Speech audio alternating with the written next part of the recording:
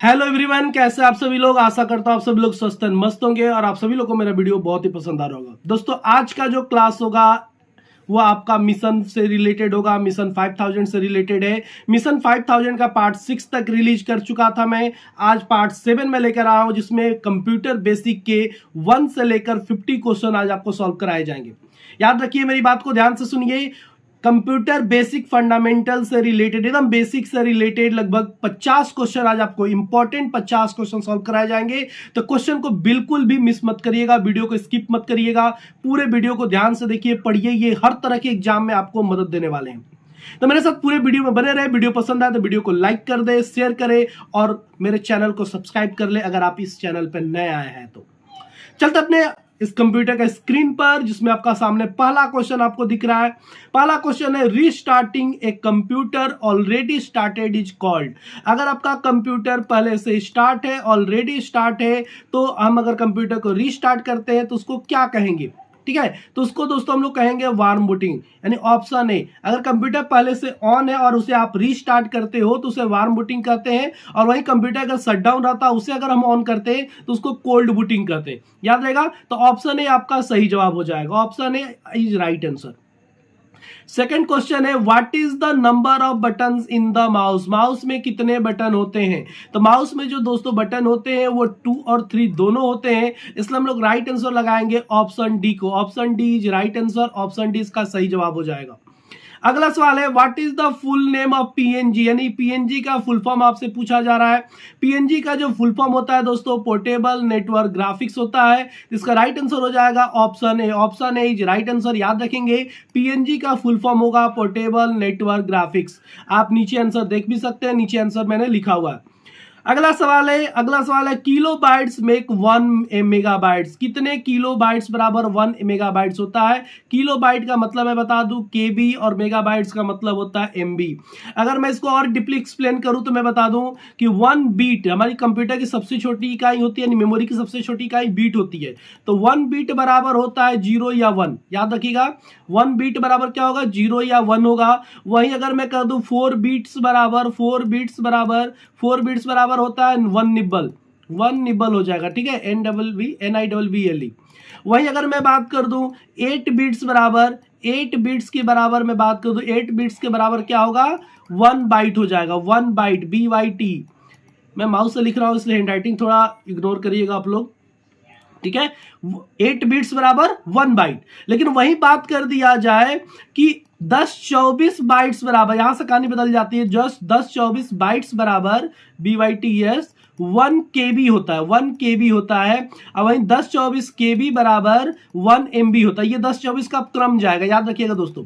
केबी के बाद एमबी के बाद जीबी के बाद टीबी, ऐसे ये क्रम जाता है। एक मेमोरी यूनिट का मैंने स्पेशल वीडियो अपने मैराथन वीडियो में डालकर रखा हुआ है, लेक्चर क्लास का वीडियो, उसको आप जरूर वॉच कर लेंगे। अगर कंप्यूटर बेसिक अगर आपका बहुत ही वीक है, अगर आपने कंप्यूटर बिल्कुल नहीं पढ़ा है, तो आप मेरा मैराथन क्लास का वीडियो देख लें, आपको बहुत ही मदद मिलने वाली है। आपको अलग से कहीं फंडामेंटल का कोचिंग या क्लास करने की जरूरत नहीं पड़ेगी। तो इसका राइट आंसर हो जाएगा दोस्तों ऑप्शन बी। ऑप्शन बी आपका सही जवाब है। 10-24 किलो केबी बराबर 1 MB होता है। 10-24 केबी बराबर 1 MB होता है, याद रखेंगे।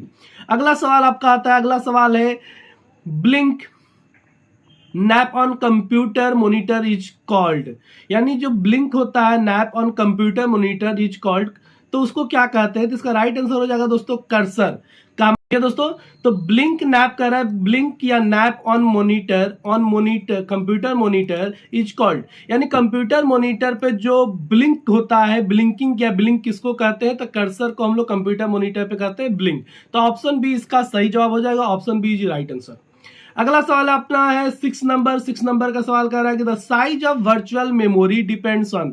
जो वर्चुअल मेमोरी होता है वो किस पे डिपेंड करता है? तो वर्चुअल मेमोरी हमारे डिपेंड करता है हमारे डिस्क के स्पेस पर। तो option C is right answer. Option C आपका सही जवाब हो जाएगा। वर्चुअल मेमोरी किस पे डिपेंड करता है? तो डिस्क के स्पेस पर, कि हमारे डिस्क कितना फ्री है। अगला, computer CPU has 3 unit. Computer CPU के अंदर 3 यूनिट होते हैं, मेमोरी, कंट्रोल एंड। तीसरा कौन सा यूनिट होता है? आप मुझे एक्सप्लेन कर दें, आप मुझे बता दें। पहला कह रहा है कि पहला यानी सीपीयू के अंदर 3 यूनिट होते हैं, memory, CU, control and and क्या, तो यहाँ पर आपको राइट आंसर हो जाएगा दोस्तों ऑप्शन ए, इकोनोमेटिक लॉजिक। इकोनोमेटिक लॉजिक कहे या फिर अर्थमेटिक लॉजिक कहे, यहाँ पर अगर ऐसा सवाल दे, या कॉम्बिनेशनल लॉजिक कहे, तो इसका जवाब आप सही लगाएंगे ऑप्शन ए को। Computer CPU has 3 unit, memory, control unit, यानी सीयू एलयू मेमोरी कहा जाता है। एक होता है सीयू, दूसरा होता है एलयू और तीसरा होता है मेमोरी। तो 2 यूनिट तो यहाँ पर दिया हुआ, मेमोरी और सीयू दिया हुआ, तो बचा क्या, एलयू। एलयू को अर्थमेटिकल लॉजिकल यूनिट कहते हैं। यहाँ पर इकोनोमेटिक मेट्रिक लॉजिक भी कह सकते हैं, और दूसरा कॉम्बिनेशनल लॉजिक भी आंसर दे तो वो भी ऑप्शन सही हो सकता है। तो ऑप्शन ए इसका सही जवाब हो जाएगा। What is the full form of ENIAC? ENIAC का फुल फॉर्म क्या है? एनियक का फुल फॉर्म क्या है? तो इसका राइट आंसर हो जाएगा दोस्तों electronic numeric integrator and computer. ENIAC का फुल फॉर्म जो होता है ऑप्शन बी राइट आंसर है, electronic numerical integrator and computer आपका एनियक का फुल फॉर्म हो जाएगा। तो इसको याद कर लेंगे दोस्तों, बहुत इंपॉर्टेंट सवाल है, लगभग हर एग्जाम में पूछा जाता है। What is the meaning of firmware? Firmware का मतलब क्या है? मीनिंग ऑफ फ्रेमवेयर का मतलब आपसे पूछा जा रहा है, हार्डवेयर सॉफ्टवेयर है, एप्लीकेशन सॉफ्टवेयर है, सिस्टम सॉफ्टवेयर है, या ऑल ऑफ द अबव है? तो दोस्तों फ्रेमवेयर जो होता है एक हार्डवेयर प्रोग्राम होता है, हार्डवेयर सॉफ्टवेयर होता है। तो ऑप्शन ए आपका सही जवाब है, option A is right answer. Okay दोस्तों, ऑप्शन ए इसका सही जवाब हो जाएगा। अगला सवाल है, Who was used in the 5th generation of computer? यानी 5th जनरेशन कंप्यूटर में क्या यूज किया गया है? ठीक है, तो option C ULSI. 5th generation computer में आपको यूएलएसआई का यूज किया जा रहा है, अल्ट्रा लार्ज स्केल इंटीग्रेशन का यूज किया जा रहा है। ओके, आईसी का यूज किया गया था, मैं शुरू से बता दूं, फर्स्ट जनरेशन कंप्यूटर में वैक्यूम ट्यूब्स का यूज किया गया था, सेकेंड में ट्रांजिस्टर का यूज किया गया था, थर्ड में आईसी का यूज किया गया था, फोर्थ में वीएलएसआई का यूज किया गया था, और वही फिफ्थ में यूएलएसआई एंड एसएलएसआई का यूज किया जा रहा है। यूएलएसआई मतलब और एलएसआई एसएलएसआई यानी सुपर लार्ज स्केल इंटीग्रेशन, ये दो चीज का यूज आप याद रखेंगे। ये 10 नंबर सवाल था। अगले सवाल पर चलते हैं। अगला सवाल है, what will we do to see the properties of an object through the mouse?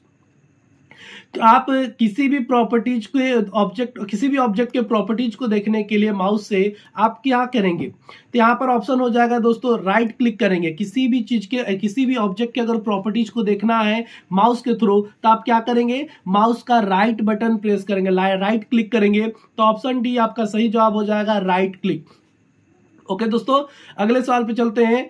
अगला सवाल आपके स्क्रीन पर, which structures does the USB device follow? USB device जो होता है वो कौन सा स्ट्रक्चर फॉलो करता है? Which structure does the USB device follow? इसका राइट आंसर हो जाएगा दोस्तों ऑप्शन सी यानी ट्री स्ट्रक्चर फॉलो करता है कोई भी यूएसबी डिवाइस आपका। अगले सवाल पे चलते हैं। यहाँ पर आप आंसर देख सकते हैं अपना हर सवाल का। अगला, to whom it is spam related? Spam किससे रिलेटेड है? आर्ट से, सॉन्ग से, गेम से, कंप्यूटर से? तो ऑप्शन डी इसका राइट आंसर हो जाएगा, स्पैम आपके कंप्यूटर से रिलेटेड है। तो option D is right answer. Which of the following is not an output device? इनमें से कौन सा आउटपुट डिवाइस नहीं है?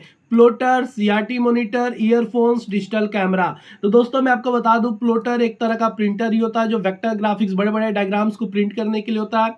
ये तो मॉनिटर है। ईयरफोन भी आपको आउटपुट देता है, कान में ईयरफोन लगाता है तो आउटपुट देता है। लेकिन डिजिटल कैमरा एक आउटपुट डिवाइस नहीं है, डिजिटल कैमरा एक आउटपुट डिवाइस नहीं है। तो इसका राइट आंसर हो जाएगा ऑप्शन डी। और इनमें से कौन सा आउटपुट डिवाइस नहीं है? तो डिजिटल कैमरा आउटपुट डिवाइस नहीं है। अगला सवाल है, which of the following is not a pointing device? इनमें से कौन सा एक पॉइंटिंग डिवाइस नहीं है? कौन सा पॉइंटिंग डिवाइस नहीं है? Optical pen, mouse, joystick, scanner. Pointing device आपसे पूछा जा रहा है दोस्तों, तो ये तीनों ही एक पॉइंटिंग डिवाइस है, याद कर जाइएगा। पॉइंटिंग डिवाइस, ये तीनों ही पॉइंटिंग डिवाइस है, लेकिन स्कैनर एक पॉइंटिंग डिवाइस नहीं होता है। तो इसका राइट आंसर हो जाएगा आपका option D. Option D is right answer, scanner एक पॉइंटिंग डिवाइस नहीं है। अगला, the number of original colours in the coloured ink बोतल found in inkjet printer? Inkjet printer की बात हो रही है। इंकजेट प्रिंटर में जो ओरिजिनल कलर होता है इंक का बोतल, वो कितने होते हैं? The number of original colour. ठीक है, इंकजेट प्रिंटर अगर आप खरीदते हो तो उसमें जो ओरिजिनल कलर्स आते हैं वो कितने आते हैं? 3, 2, 10, 30 है। तो इसका राइट आंसर हो जाएगा 3 बोतल्स उसमें आते हैं आपका। ठीक है, 3 बोतल्स आपको इंक का बोतल मिलता है, कलर्ड बोतल 3। ठीक है ना, तो इसका राइट आंसर हो जाएगा option A. Option A is right answer. What is meant by data processing? Data processing से आप क्या समझते हैं? डेटा प्रोसेसिंग से आप क्या समझते हैं? Organize data, making data useful, collection of data, all of the above. तो डेटा प्रोसेसिंग का मतलब होता है ऑर्गेनाइज, मेकिंग, कलेक्शन, यानी all of the above. Right answer हो जाएगा इसका option D. Option D is right answer. Okay, data processing का मतलब ये सब होता है। अगला सवाल है आईबीएम स्टैंड्स फॉर। आईबीएम का फुल फॉर्म क्या होता है? तो आईबीएम का फुल फॉर्म होता है दोस्तों international business machine. International business machine याद रखेंगे, आईबीएम का फुल फॉर्म होता है इंटरनेशनल बिजनेस मशीन। अगला सवाल है who is the manufacturer of micro processor? Micro processor का मैन्युफैक्चरर कौन है? तो माइक्रो प्रोसेसर का मैन्युफैक्चरर जो है दोस्तों इंटेल है। पहला प्रोसेसर यानी पहला सीपीयू जिसने डेवलप किया था, तैयार किया था, इन्वेंट किया था, वो था इंटेल कॉर्पोरेशन। इंटेल जो कि 4004 पहला प्रोसेसर जो तैयार हुआ था 4004 तैयार हुआ था 1971 में। ये याद रखेंगे दोस्तों।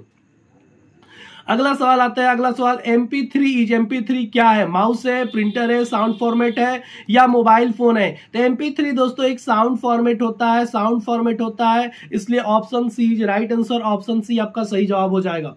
अगला है the part of the computer that we can't touch.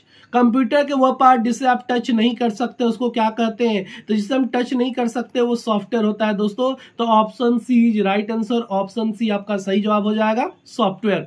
अगला सवाल who converts input to output? कौन कन्वर्ट करता है इनपुट को आउटपुट में? इनपुट से आउटपुट में कौन कन्वर्ट करता है? Peripherals, memory, storage, CPU. तो भाई इनपुट को आउटपुट में कन्वर्ट कराने का काम सीपीयू का होता है, यानी प्रोसेसिंग करने का काम। प्रोसेसिंग की बात हो रही है कि जो भी मैंने इनपुट किया उसको आउटपुट में कन्वर्ट कौन करवाएगा? तो CPU. Option D is right answer. Option D आपका सही जवाब हो जाएगा।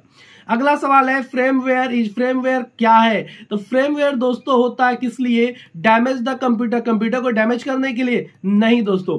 प्रोटेक्ट द कंप्यूटर, हाँ ये सही है, कंप्यूटर को प्रोटेक्ट करने के लिए। ऑपरेटिंग सिस्टम होता है फ्रेमवेयर? नहीं, ये ऑपरेटिंग सिस्टम नहीं आएगा, सिस्टम साथ के दायरे में आता है। टाइप्स ऑफ एबव की बात करें तो नहीं, तो इसका राइट आंसर हो जाएगा option B, protect the computer. Firmware होता है आपके कंप्यूटर को प्रोटेक्ट करने के लिए। तो ऑप्शन बी आपका सही जवाब है।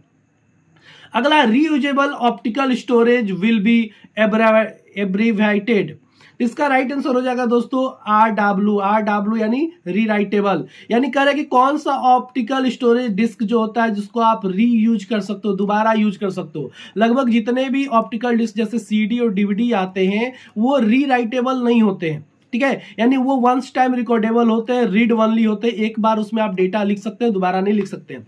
लेकिन वही ऑप्टिकल डिस्क जो भी ऑप्टिकल स्टोरेज RW वाले फॉर्मेट में आते हैं, RW उस पे लिखा हुआ रहेगा, तो RW का मतलब री राइटेबल होता है, तो वो रीयूजेबल है, यानी उसका डेटा को हम लोग इरेज करके दोबारा लिख सकते हैं। इसका राइट आंसर हो जाएगा option B. Option B is right answer. अगला होता है which of the following is the largest. इनमें से सबसे बड़ा कौन सा है? सबसे बड़ा कौन सा मेमोरी का यूनिट है ये? इनमें से सबसे बड़ा मेमोरी यूनिट कौन सा है? तो इसका राइट आंसर हो जाएगा दोस्तों ऑप्शन बी, ZB। यहाँ टीबी के बाद पीबी के बाद ईबी, फिर ZB आता है। यानी मैं बता दूं, आप MB तो सुने होंगे, KB, MB, GB, TB, PB। TB के बाद टीबी पहले आएगा, टीबी के बाद पीबी आएगा, फिर ईबी आएगा, फिर ZB आएगा। तो सबसे बड़ा इसमें हो जाएगा ऑप्शन बी। ऑप्शन बी आपका सही जवाब है। अगले पे चलते हैं दोस्तों।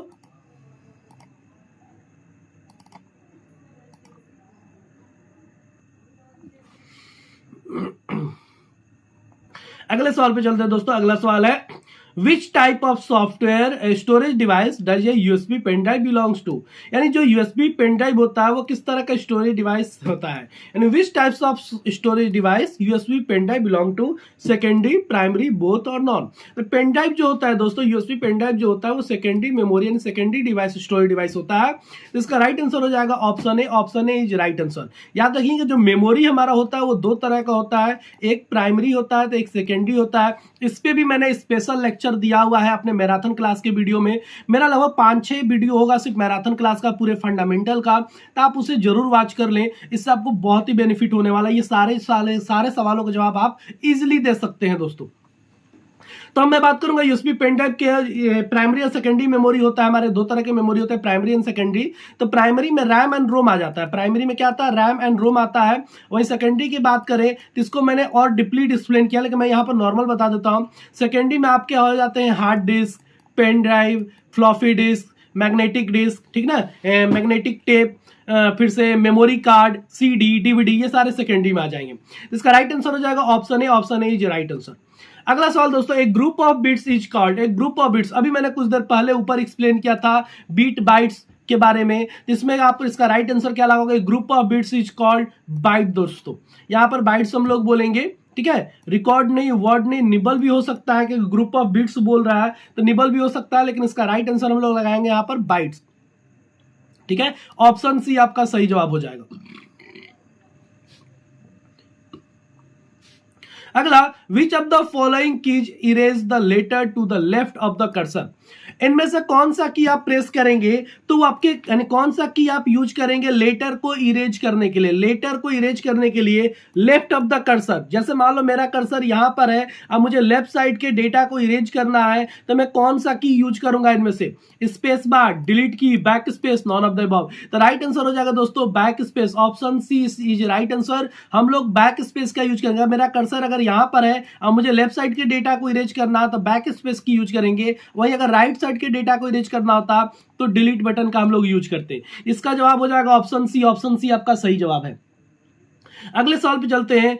Who controls the movement of signal between CPU and IO? IO का मतलब इनपुट और output.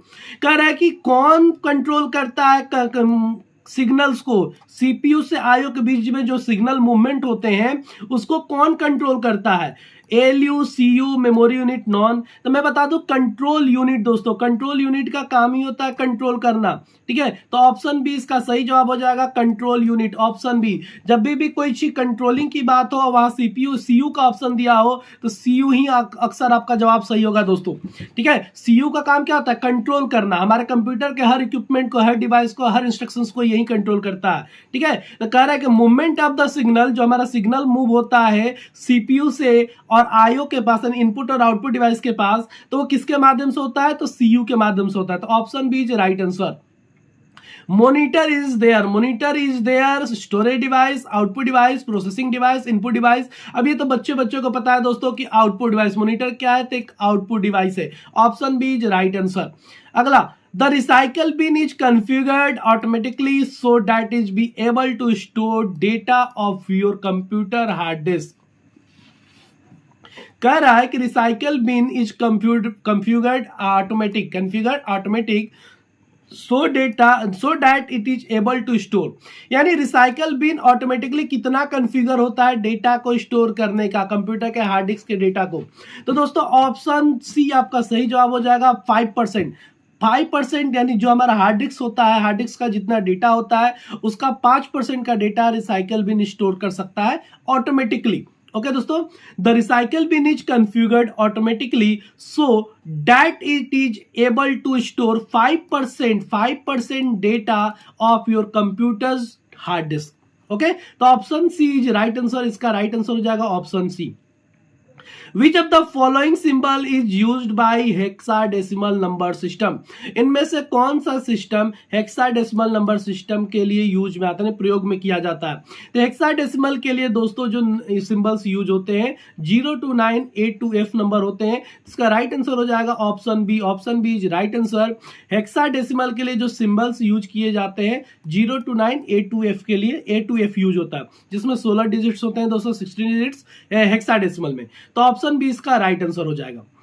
What will be the full form of worm? WORM, worm का फुल फॉर्म पूछा जा रहा है आपसे। WORM का फुल फॉर्म क्या होगा, तो write once read many. Write once एक बार राइट कर सकते हैं, रीड कई बार कर सकते हैं। इसका राइट आंसर हो जाएगा ऑप्शन बी। ऑप्शन बी आपका सही जवाब है। What will be the full form of worm? तो राइट आंसर हो जाएगा ऑप्शन बी। याद रखेंगे दोस्तों, यह ऑप्शन आप चेक कर सकते हैं।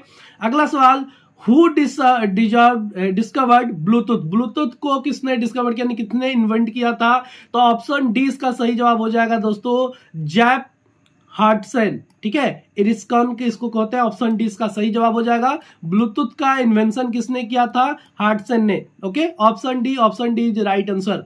अगला सवाल आता है, telephone number is an example of date of birth and customer name. Telephone number is an example of date of birth and customer name, यानी कह रहा है कि एक फाइल है, रिकॉर्ड है, डेटाबेस है, यानी डेटा है। जो टेलीफोन नंबर है is an example of date of birth and customer name. Telephone number, date of birth या कस्टमर नेम किस तरह का एग्जाम्पल है दोस्तों? तो एक तरह का ऑप्शन हो जाएगा, ऑप्शन रिकॉर्ड का। ठीक है दोस्तों, रिकॉर्ड का हो जाएगा कि कस्टमर नेम और डेट ऑफ बर्थ के अकॉर्डिंग टेलीफोन नंबर होते हैं। एक तरह से एक रिकॉर्ड है।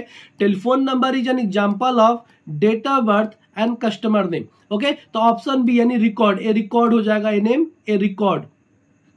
Option is right answer.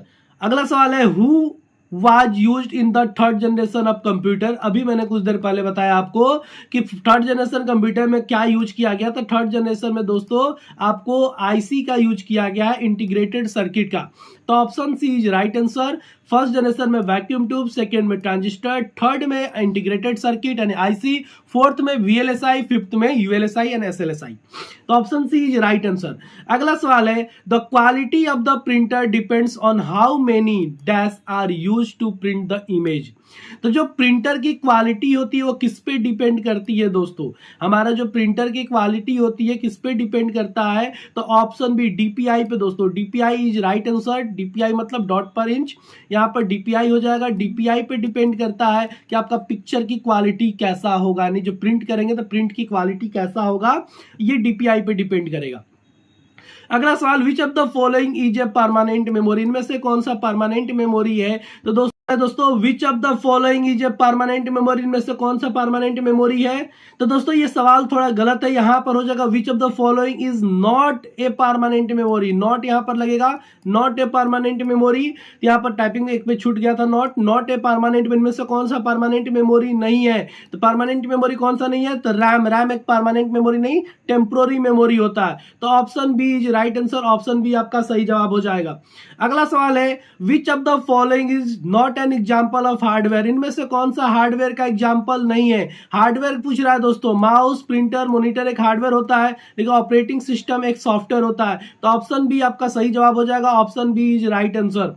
अगला, which of the following computers are called main component of CPU. इनमें से कौन सा कंपोनेंट मेन कंपोनेंट है हमारे सीपीयू का? Which of the following computers are called main component of CPU. CU, ALU, memory, all. तो CPU का तीनों मेन कंपोनेंट होता है दोस्तों। तो राइट आंसर लगाएंगे हम लोग ऑप्शन डी पर, ऑल ऑफ द अबव पर। सीपीयू का तीनों कंपोनेंट होते हैं, सीयू, एलयू, मेमोरी। तो राइट आंसर हो जाएगा option D. Option D is right answer. अगला है, what is the full form of UNIVAC. सबसे बहुत ज्यादा इंपॉर्टेंट सवाल, लगभग हर एग्जाम में पूछा जाने वाला। यूनिवैक का फुल फॉर्म क्या है? यूनिवैक का फुल फॉर्म होता है universal automatic computer. Universal automatic computer. Option A, option A is right answer. What is hierarchy. Hierarchy क्या होता है दोस्तों? एक स्टोरेज डिवाइस है, नेटवर्क है, represent the computer memory in order, non of the above. तो राइट आंसर हो जाएगा ऑप्शन सी। ऑप्शन सी सही। हायरार्की किसको बोलेंगे? Represent the computers memory in order. एक अपने मेमोरी को कंप्यूटर्स मेमोरी के एक ऑर्डर में शो करवाने के लिए हायरार्की का यूज किया जाता है। तो ऑप्शन सी आपका सही है। अगला सवाल, सीपीयू इज ऑल्सो नोन है। सीपीयू को हम लोग किस नाम से जानते हैं? तो सीपीयू को दोस्तों माइक्रो प्रोसेसर के नाम से जानते हैं। ऐसे में बता दूं, माइक्रो चिप भी इसको कहते हैं, लेकिन जब माइक्रो प्रोसेसर ऑप्शन दिया है तो हम लोग माइक्रो प्रोसेसर ही टिक करेंगे। CPU is also known as micro processor. इन ऑप्शन बी आपका सही जवाब हो जाएगा। What does R mean MICR? MICR में R शब्द का मतलब क्या है? MICR में R शब्द का मतलब रिकॉग्नाइजेशन होता है। Option C. ऑप्शन सी आप सही जवाब लगाओगे। याद रखिएगा, अगर रिकॉग्नाइजेशन ऑप्शन ना हो तो आप रीडर को टिक कर सकते हो, ना हो तो रीडर को टिक करोगे, और नहीं तो आपका रिकॉग्नाइजेशन ऑप्शन सही है। तो ऑप्शन सी आपका सही जवाब है। MICR का फुल फॉर्म होता है मैग्नेटिक इंक कैरेक्टर रिकॉग्नाइजेशन। याद रखिएगा दोस्तों। अगला सवाल है, how many buttons are found in normal keyboard. किसी भी नॉर्मल कीबोर्ड कहे या फिर स्टैंडर्ड कीबोर्ड बोले तो आप समझ जाना है, इसी क्वेश्चन का जिक्र किया जा रहा है कि नॉर्मल कीबोर्ड में या फिर स्टैंडर्ड कीबोर्ड में कितने बटन होते हैं। तो यहाँ पर दोस्तों मैं बता दूं, इनमें से फिलहाल जो भी स्टैंडर्ड या नॉर्मल कीबोर्ड आता है उसमें 104 बटन होते हैं, लेकिन इसमें वो चीज नहीं दिया तो हम लोग टिक करेंगे 101 वाले को, क्योंकि पुराना जो कीबोर्ड आता था उसमें 101 कीबोर्ड होते, 101 की होते थे। तो राइट आंसर उसमें लगाइएगा ऑप्शन सी को। Option C is right answer. लेकिन लेटेस्ट जितने भी कीबोर्ड आ रहे हैं जिसमें स्टैंडर्ड कीबोर्ड या फिर नॉर्मल कीबोर्ड हम उसको कहें, तो उसमें 104 कीज होते हैं। ये याद रखेंगे। 104 अब होते हैं पुराने जनरेशन की में बात करें, पुराने कीबोर्ड में तो 101 ही की जाते थे, लेकिन अब 104 आते हैं बहुत समय से, आज ही से नहीं, लेकिन इसमें ऑप्शन में नहीं दिया है, इसलिए हम लोग लगाएंगे 101 पर। लेकिन अगर 104 दिया होता ऑप्शन में तो 104 को हम लोग टिक करते। अगला सवाल है, each computer is hybrid computer, इनमें से कौन सा हाइब्रिड कंप्यूटर है? तो हाइब्रिड कंप्यूटर दोस्तों होता है जो एनालॉग और डिजिटल का कॉम्बिनेशन हो, दोनों फीचर्स को कंबाइन हो। तो एनालॉग सिग्नल और डिजिटल सिग्नल दोनों कह रहा है, तो यहाँ पर राइट आंसर हो जाएगा option C. Option C is right answer, यानी एनालॉग और digital signal is used to hybrid computer. तो ऑप्शन सी आपका सही जवाब हो जाएगा। अगला है, computer is not working, computer is not working, इनमें से कंप्यूटर क्या नहीं कर सकता है? Input, output, understanding, controlling. तो ऑप्शन आपका हो जाएगा option C, understanding. Computer understand नहीं कर सकता, समझ नहीं सकता है, तो ऑप्शन सी जिसका राइट आंसर हो जाएगा दोस्तों। अगला सवाल है, the basic of decimal number system is, the basis of decimal number, base पूछ रहा है आपसे, the base of decimal number system is क्या है? तो डेसिमल नंबर सिस्टम का जो बेस होता है दोस्तों वो होता है 10 बेस होता है। तो यहाँ पर राइट आंसर हो जाएगा ऑप्शन ए। अगर वही बाइनरी का पूछे तो बाइनरी का बेस 2 होता है, ऑक्टल पूछे तो ऑक्टल का बेस 8 होता है, और वही हेक्सा पूछे तो हेक्सा का बेस 16 होता है। तो ये आपको याद रखना है, डेसिमल पूछे तो डेसिमल का बेस होता है ए। अगले सवाल पे चलते हैं, can not easily carry the following storage device from one place to another. आप इनमें से कौन सा स्टोरेज डिवाइस को इजिली कैरी नहीं कर सकते, एक जगह से दूसरी जगह इजिली नहीं ले जा सकते? पेन ड्राइव को, सीडी को, हार्ड डिस्क को, डीवीडी को। तो दोस्तों हम लोग बात करें तो हार्ड डिस्क को, यहाँ पर हार्ड डिस्क को इजिली नहीं मूव कराया जा सकता है। पेन ड्राइव, सीडी या डीवीडी कहीं भी इजिली ले जाया जा सकता है, लेकिन हार्ड डिस्क को ले जाना मुश्किल है। तो इसका राइट आंसर हो जाएगा ऑप्शन सी। ऑप्शन सी आपका सही जवाब है, हार्ड डिस्क। अब अगला बात करें, लास्ट सवाल आज का, which of the following is not related to internet, इनमें से कौन सा ऑप्शन इंटरनेट से रिलेटेड नहीं है? Links, browser, printer, search engine. तो बच्चों को पता है कि प्रिंटर एक हार्डवेयर है, ये इंटरनेट से रिलेटेड नहीं है, ये प्रिंटिंग से रिलेटेड है, आउटपुट डिवाइस एक तरह का। तो ऑप्शन सी आपका सही जवाब हो जाएगा, ऑप्शन सी, यानी कौन सा इंटरनेट से रिलेटेड नहीं है? तो प्रिंटर आपका सही जवाब हो जाएगा। दोस्तों आशा करता हूं कि आप सभी लोगों को ये सारे क्वेश्चन बहुत अच्छे लगे होंगे, और जिन बच्चों को ये सारे क्वेश्चन नहीं पता था वो अगर वो जानकारी ले चुके हैं, सीख चुके हैं, अगर आपको वीडियो अच्छा लगा हो तो मेरे वीडियो को लाइक कर दीजिएगा दोस्तों, मेरे चैनल को सब्सक्राइब कर दीजिएगा। और इसके आगे आपका पार्ट 7 का ही पार्ट 2 रिलीज होगा, जो कि 51 से लेकर 100 क्वेश्चन होगा, तब जाकर पार्ट 7 क्लियर होगा। मैंने टोटल 5000 मिशन स्टार्ट किया है, 5000 क्वेश्चन मैं आपको इसमें बताने वाला हूं। तो अगर आप 5000 क्वेश्चन सॉल्व कर लेते हो दोस्तों, तो हर तरह के कंपटीशन में जो कंप्यूटर से रिलेटेड सवाल आ रहे हैं आप इजिली इसको परफॉर्म कर पाओगे, इजिली सॉल्व कर पाओगे। तो मेरे साथ मेरे वीडियो में बने रहिए, मेरे चैनल को सब्सक्राइब कर लीजिए, मेल नोटिफिकेशन पे क्लिक कर दीजिए, ताकि आपको नोटिफिकेशन मिलता रहे मेरे नए वीडियो का। मिलते हैं दोस्तों अगले वीडियो में, तब तक के लिए जय हिंद।